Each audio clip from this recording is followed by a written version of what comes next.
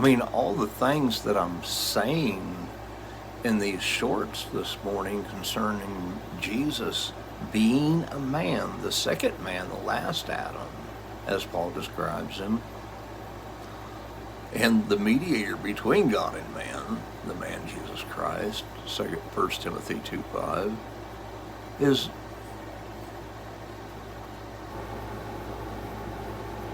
look at Philippians 2, where Paul describes how that he emptied himself to be made of a woman, to be fashioned, formed in the fashion of a bondservant. That's talking about someone who willingly chooses to become a servant, a bondservant. This is reflected in the law. Someone who, in the year of Jubilee, when the slaves were released, but if a slave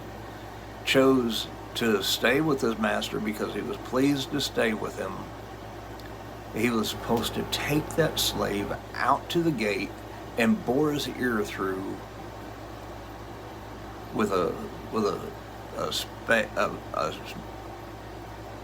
nail or a spike or a peg, then that was considered a bondservant, someone who chose to be a slave to their master. Paul is describing how Jesus emptied himself because he said, "Let this mind be in you that was in Christ Jesus, who before existing in the form of God," which is spirit, as Jesus describes God in the Gospel of John 4 when he's talking to the Samaritan woman at the well, that God is spirit, and they that worship him must worship him in the spirit and in truth.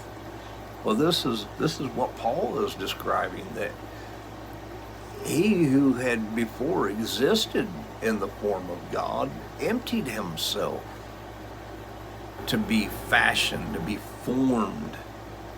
into the likeness of a bondservant, made of a woman. This is what he's describing in Galatians 4, where he says, that likewise we, when we were children, were in bondage under the elements of the world until the fullness of time came, when God sent forth his Son, made of a woman, made under the law, that he might redeem us who were under the law, that we might receive the adoption of sons. And because we are sons, we receive the spirit of his